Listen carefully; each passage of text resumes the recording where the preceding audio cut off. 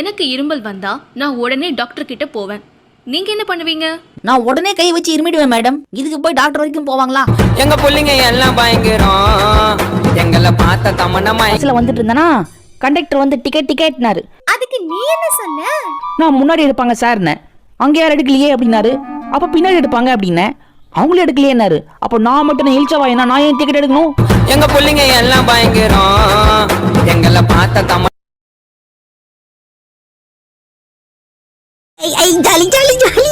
நீங்க வாங்க சார், மருந்து எப்படி போடணும்னு நான் உங்களுக்கு சொல்லி தரேன். கொஞ்சம் படிச்சுச்சு. ஓகே, முதல்ல இந்த மாதிரி ஐ டிராப்ஸ் எடுத்து கண்ணுல விட்டுட்டு அதுக்கப்புறமா நம்ம தொடச்சிடணும். ஓகேவா?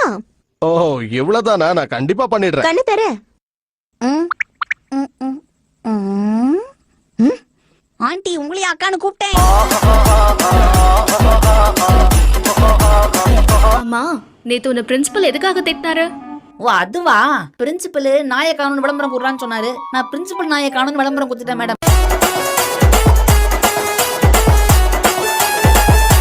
நான் வந்துட்டேன். வாங்க வாங்க வாங்க, வந்துட்டீங்களா? வாங்க. என்ன எழுதிட்டு இருக்க? சரித்திரம்.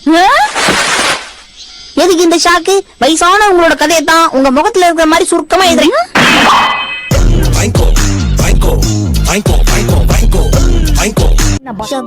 கேப்ல வாய் விட்டு கேப் இல்லாம அடி வாங்கியிருப்பேன். என்ன ஷின்சான், நீ எக்ஸாம்ல எழுதின ஸ்டோரியில உப்பு சப்பு எதுவுமே இல்ல?